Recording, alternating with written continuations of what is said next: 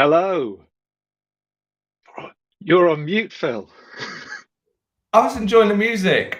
I didn't have Just time to get myself off the mute. I was enjoying the lovely animation and music that you've created for the shed heads, Dan. well, I'm quite pleased with myself that a little bit of time on Give yourself a camera pat on the back. has given us a nice pastoral introduction Yeah, I feel uh, very calm. to the Shedheads. Nice and relaxed. Yeah. I tried to get the music to fade out a little bit towards the end then, but it didn't cut in for whatever reason. Oh, But okay. either way, it's the start of season 2. And what better way to begin it than showing that we can use Canva basics, I think. How are you doing? I'm all right. I'm a little bit rough around the edges. I went out last night, Dan, Oh dear. and I think I'm better now. My You think headache or my tiredness has worn off. this is going to pull you through? This is going to energize you for the rest of the day, I sense, Yes, this session. It's going yes. to be the difference. Out of So, Digswell Dads, it was a bit different for me. So, but I will be on form, on fire very shortly. How are you? excellent.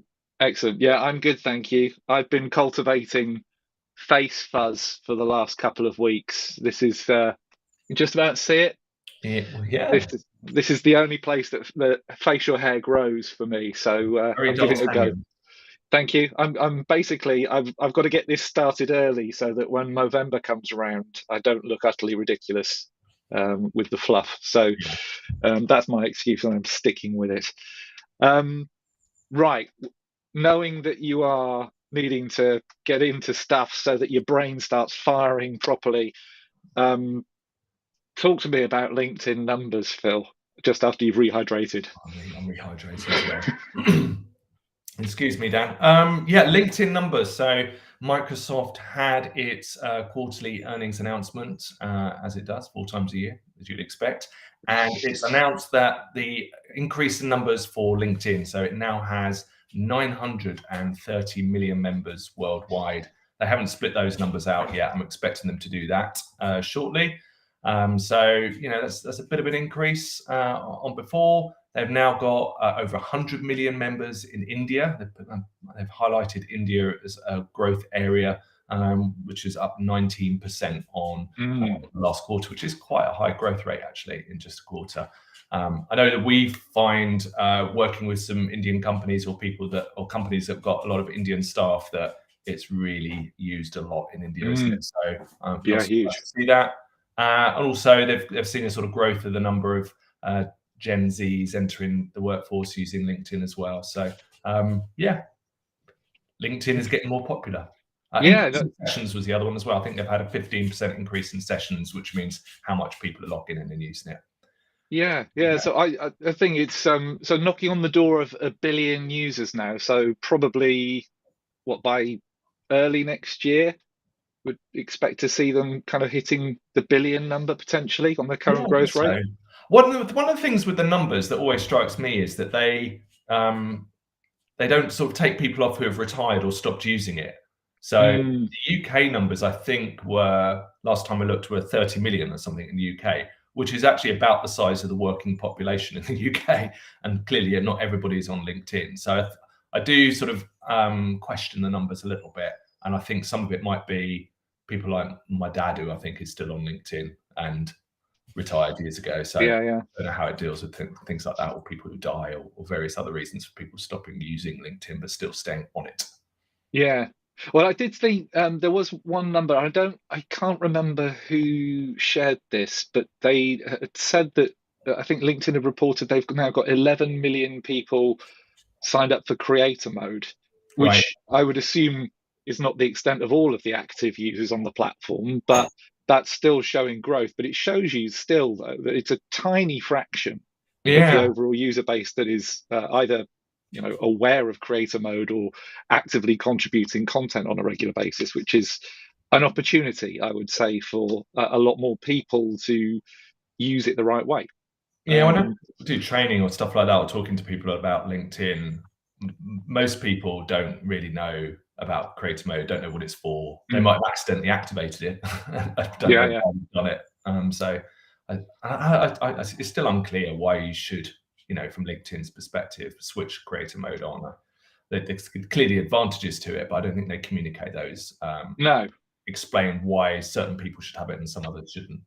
Well, it means we can do this now, doesn't it? Because being able to go live is one of the creator mode features that we've unlocked.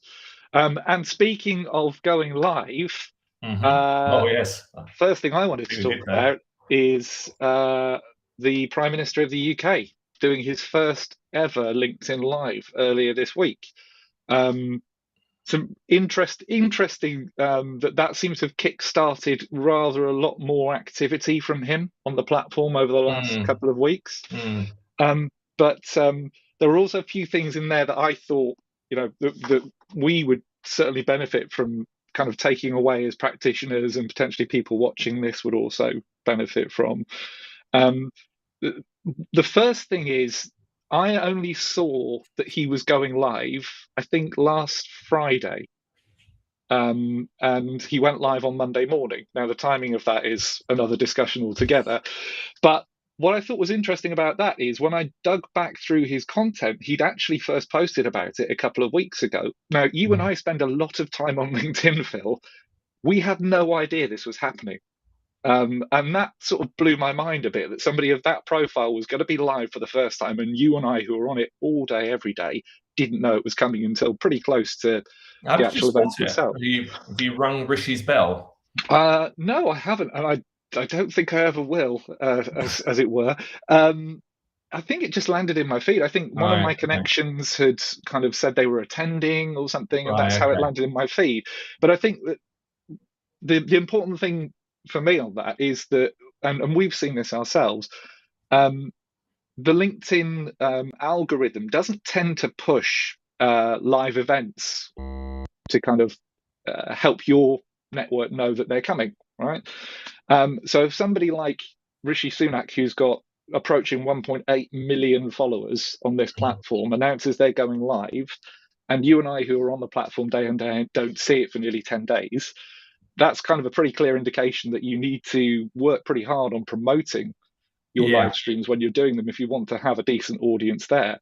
The promotion of the live stream is not something that you and I have kind of gone into massively yet. We're quite laid back about it, aren't we? If anybody turns up, that's fine. If they don't, that's fine. But I think if you're doing this for commercial reasons, and for us it's just a bit of an experiment, then you absolutely need to be doing the kind of pre-promotion and post-promotion as well, to get the people to look at it. I noticed a couple of people that I'm following started sending out emails to say that LinkedIn Lives are on to try and boost their numbers. So I think maybe they've recognized that they don't get a lot of organic boosting from LinkedIn at the moment. I do wonder how much the ability to promote a personal post on LinkedIn is on the back of wanting more live streamers to put a bit of money into the platform to let people know you're there and that you're going to be doing these things. The other thing that's quite annoying from a LinkedIn Live perspective is how the notifications come in quite a lot later. Yes. So Joe's often said, "Oh, I didn't get the notification until you nearly sort of finished the episode," or something like that, which is quite annoying, because if you're only doing 30 minutes max, which is what we're doing, and somebody only gets notified 20 minutes in, it's not really a lot of good, is it? So yeah. So I think you said to me before about the way that the Rishi's stuff was sort of put out, that you weren't particularly impressed, that it all seemed a bit sort of there was I just felt like it was a huge opportunity, and I don't feel like the opportunity was fully seized. There were a few things that I posted about earlier in the week, but it's worth recapping them here. Number one is there were no automated captions generated on the live stream itself. Okay. Now, I've talked about this in the past. It's an option that you have to configure as you're setting the event up. You can't do it retrospectively, but all of the kind of the promotional, the pre-recording videos where he was talking about doing the live, all of that had captions on it. Okay. But that means that the event itself was not accessible to people, to everybody that may have wanted to watch it, and we also know that a lot of people watch with the sound off, so they wouldn't have been able to benefit from it. The other thing that was a kind of a bit of a shooting in the foot was they didn't actually name any of the participants during the live stream. So, you can see below our names here, if somebody drops in now, they know who we are, right? I thought it was James Caan that was speaking, the entrepreneur James Caan, but I wasn't totally sure because he looked slightly discombobulated, I thought, during the live stream itself. But it turns out it was James Caan, and there were a number of other big sort of hitters from the business world at the start, but they weren't named on the screen. Okay. And then more sort of regular business people came in with their questions later on, but there was no caption there, which just felt like a bit of an own goal. I think the other thing, the last sort of 2 points I wanted to make are kind of related. The live format is about the moment and being able to interact, but there was no sense that any of that was going to happen with this. Rishi Sunak's people had positioned it as, ask me your questions, I'll respond to them.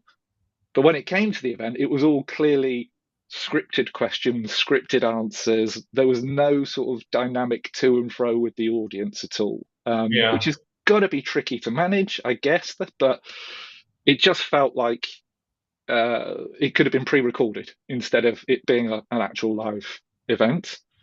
And then last but by no means least, absolutely no questions were asked that were any challenge whatsoever. And given the state of UK politics at the moment, that there would have been lots of people, and just looking at the comments, you would have seen lots of people that would have had relevant questions that would have perhaps challenged some of the things that were being said. But because it wasn't a proper two-way conversation, it just felt like a list off or something. No, the comments weren't switched off. It's just that he wasn't being prompted to interact with any of the questions that had been asked in the comments. Were people dropping stuff in that was lots? Yeah. Why there's strikes again? Yeah, lots of very relevant stuff. Like there was no mention about bullying at all in the live, whereas prior to that, the Deputy Prime Minister had to resign because he'd been found to be a bully. So just things like that mean that perhaps, whilst it's great that a very senior, high-profile person is embracing LinkedIn and LinkedIn Lives, it's perhaps not the best use case for something that could have effectively been pre-recorded for all of the interaction that it actually prompted. And thank you, John. New series, new Tash. Yes, this is what I've been doing whilst I've been away, John. Just working on cultivating this. See, Rishi Sunak doesn't have to deal with things like this, does he? No, he doesn't. Yeah, see that Rishi, that's how you do it. Interactive. See. It's keeping it real. But I wonder whether Keir Starmer and some of the others will follow suit. Because I do think it is, to your point, quite a good opportunity for politicians to engage with the business community. So if they're able to sort of, and I know this is hard in a sort of public forum, but if they're able to sort of ring fence it and say, I'm going to be discussing business issues, we'll be answering questions about business issues, then that might sort of give people a bit of a prod to, not just pile in with the bullying stuff, but to ask other things that are relevant to what we're all talking about here. So there's got to be a way to do it. And I think, as I mentioned earlier, it's kind of started a whole raft of activity for Rishi Sunak on LinkedIn, which again is really positive to see. I don't know if you saw, I think it was yesterday, there was some criticism from one of the senior leaders at Microsoft about the decision to block the bid for Activision in the UK. And straight away, same day, there is an 8-bit animation of Downing Street and a Rishi Sunak post talking about how the UK is great for gaming and great for technology and innovation roles. So he's clearly listening. And the team is responding to this stuff. It would just be great to see the live format specifically being used with a bit more authenticity and intent to show that he is genuinely there to have a conversation and not just broadcast the scripted stuff. It's better than Liz Truss, though. Do you remember her on LinkedIn? Sorry to be political for anybody watching this, but I've forgotten all about Liz Truss. Who's she? Traveling around the world on LinkedIn. So, yes. Nice work. It's an improvement on that in many ways. Let's hope he takes it forward and makes it better next time.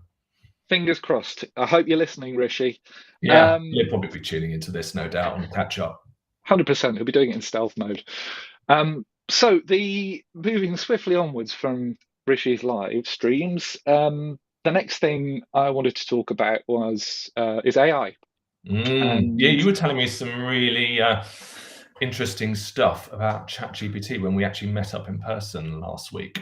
yeah, so I know there's obviously a hell of a lot of talk about AI and what it means, big picture, the ethics of it, and everything. But being an arch pragmatist, I'm kind of looking at it and thinking, well, how can I use it to augment my work that's going to benefit me, benefit clients, etc.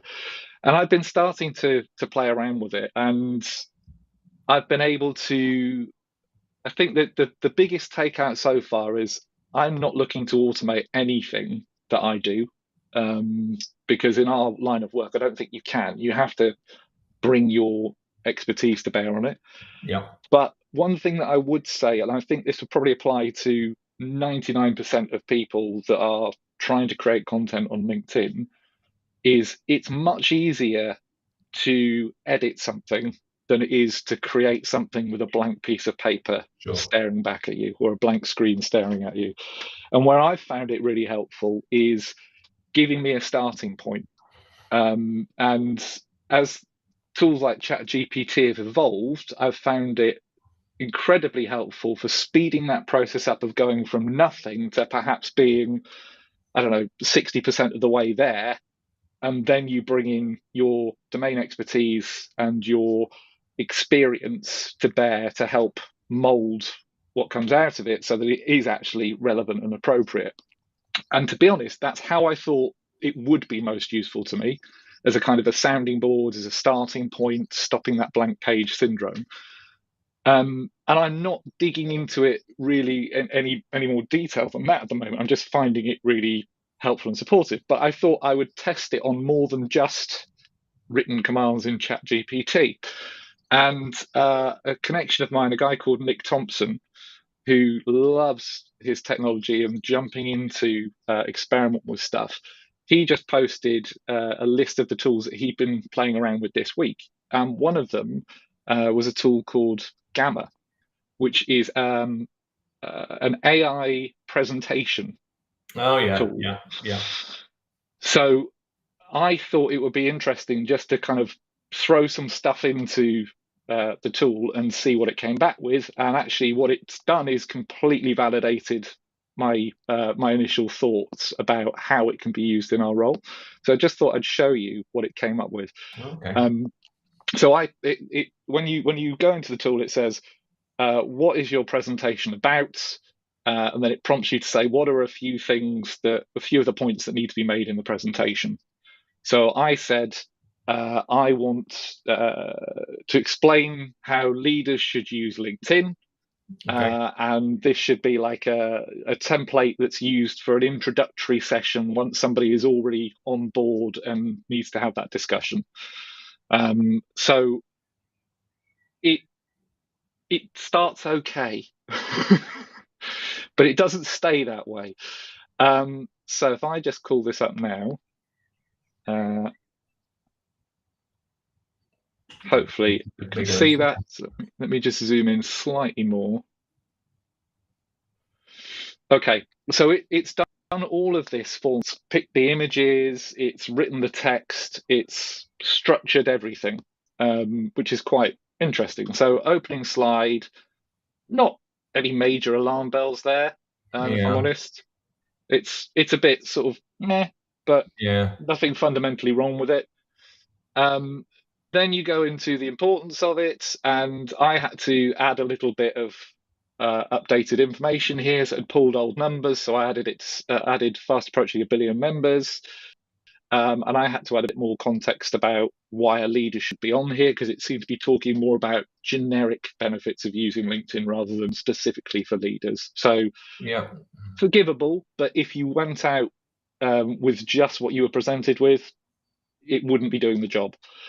The bit where it got more interesting is it asked it to highlight audiences. Again, no notes, this is fine. lead by example. And at this point, it starts to get a bit strange. So it calls up 4 business people, not prompted by me. It highlights LinkedIn CEO Jeff Weiner, except he's not LinkedIn CEO anymore. It highlights Melinda Gates, but for some reason pulls a random image of part of the Bill and Melinda Gates Foundation building rather than a picture of Melinda Gates. And again, it's kind of assessment here of what she does on LinkedIn is, broadly speaking, fine. Then you've got Indra Nooyi, who is no longer the CEO of PepsiCo. So there's this kind of phraseology here is vague. Then you've got Elon Musk.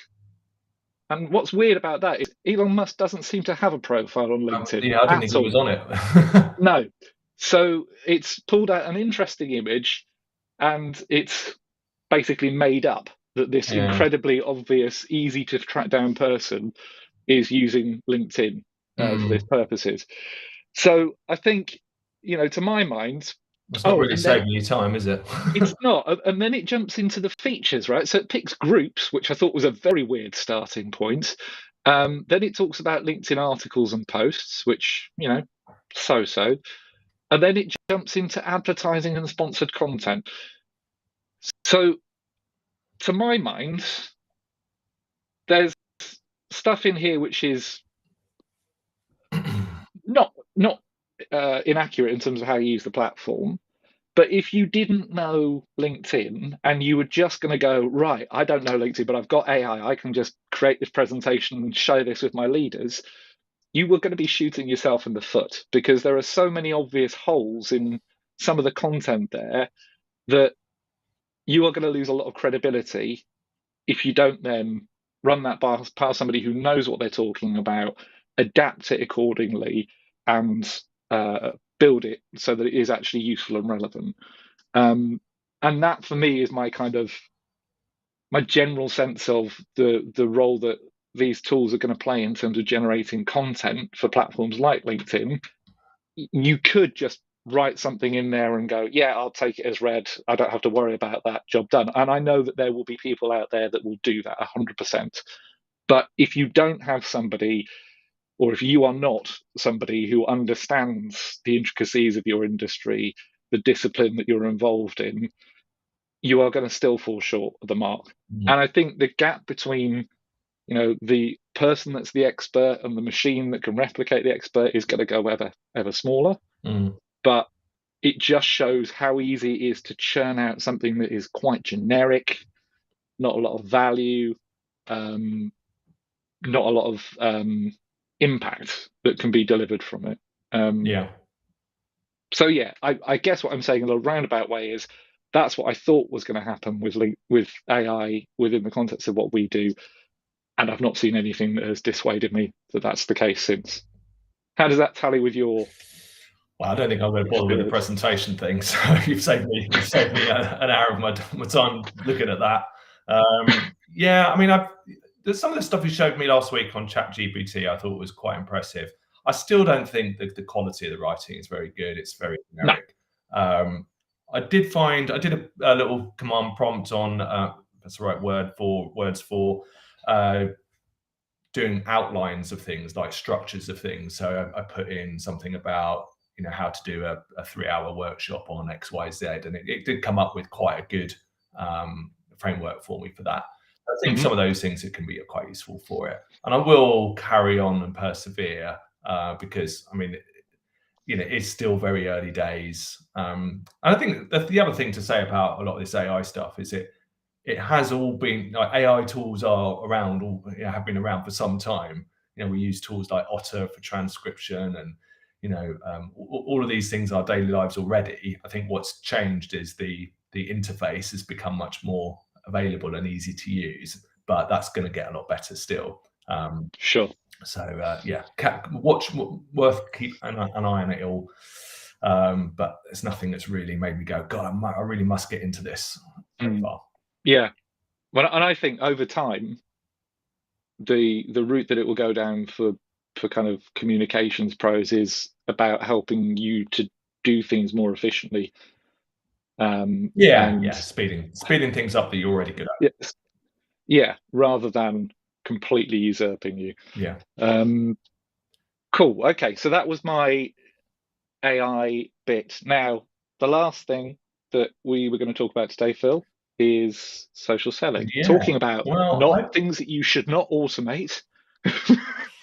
LinkedIn doesn't like automation, as we know. Using automation tools, you might find yourself in LinkedIn jail. Yeah, social selling. So yeah, we've been talking to clients a lot more about this. I think the conversations that we're hearing from business leaders, from CMOs, and so on, is that there's much more of a focus on generating leads, generating sales now. And there's always this sort of power play between brand and demand. Where you're investing, where you're investing your effort and your money. And I think right now, current climate, people are much more interested in the demand generation side of things. And we spend a lot of time, you and I, talking to salespeople. And I think there's sort of a couple of insights that I've noticed. Firstly, actually, a lot of salespeople haven't switched on to using LinkedIn to sell. They're still using some quite old-fashioned ways of doing things, if you like, using email marketing and so on. And when we've done some sessions with them, we always ask them to sort of show us what they're doing with Sales Navigator, which is the tool that obviously is used for social selling. It's intrinsic to it, and the amount of times that they've just got the licenses and they're just not using them, and the people that own the budget don't know how to check as well. You can actually, there's a link which we can share here in the notes afterwards, that allows you to go and check to see how many people in your organization are using Sales Navigator to see whether the money's wasted. And I think the other thing I've learned in the last year is that just one-off training really doesn't work to help people with some of these things. It needs to be something ongoing. So there's a bit of a gap there. And when you think about the fact that as a buyer, when you go out and get something, if you're a business buyer, you're only actually in market for a very small amount of the time. So that they reckon that's around about 5% of the time on average. So for the rest of the 95% of the time, you're kind of not really, you're not in the market for something. But that doesn't mean to say that you shouldn't be trying to keep somebody's awareness during that time. And a couple of other things that are changing. People are spending a lot longer doing self-service on B2B buying. So they're doing a lot more of the research and even the buying itself without talking to salespeople. So by the time the salesperson gets the chance to talk to somebody, there's an awful lot of the work has already been done, which might help them and may not, depending on how good they've been with social selling. So I just think it's absolutely massive opportunity at the moment.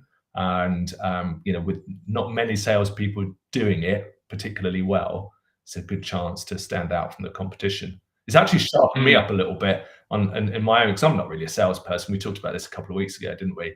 I'm not a natural salesperson, but it's made me actually think a little bit more consciously about how I can be a bit more sales-like in my own activities as well, whether that's publicly or privately.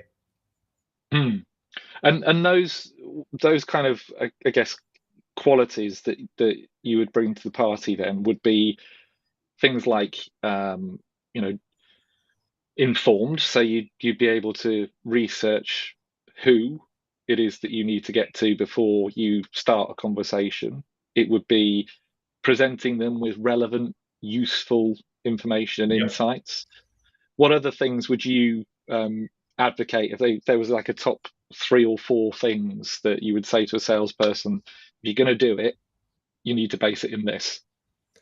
Yeah, well, I think you talked there about the audience insight. So a lot of people aren't segmenting properly, and I think one of the really good things about using tools like Sales Navigator is it really helps you with the segmentation process. So whether you're working, as a solo salesperson, or whether you're part of a team, being able to sort of segment your audience and target them is really important. I think obviously we talk a lot about putting out content publicly and using posts and video content and whatnot. But I think one of the things that people don't really think about is the dark social side, the stuff that's sort of hidden from public view. And there's a great opportunity there to target people using different formats. So using the DM function and sending videos or voice notes or all sorts of emails potentially. So there's lots of ways of using that, and then also integrating with what else is going on within the business as well. So, how are you managing to support and be supported by the company channels or by your colleagues, and some of those areas as well. So I think there's a chance to sort of join things up, and salespeople probably shouldn't just be thinking of themselves in a silo. They could be thinking about other people too and how they can team up, because from the buyer's perspective, you're not just generally selling to one person.